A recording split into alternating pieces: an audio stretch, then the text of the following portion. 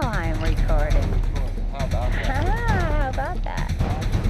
See? Recording me, casting my It phone. takes a minute, but It has a nest. It has a nest close by. Look at me. It has a nest close by. It has a nest close by. See how it's laying right now? That's how it's put up the time and have you make you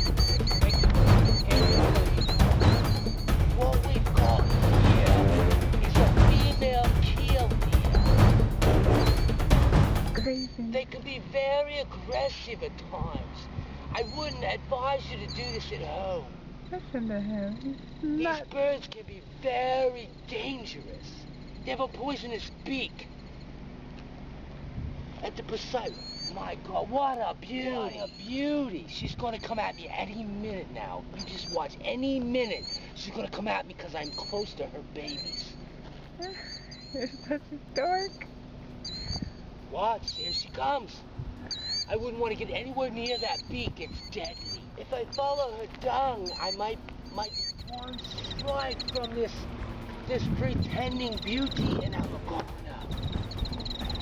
She wants me to chase her.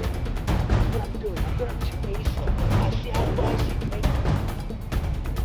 Now, look back from the dung.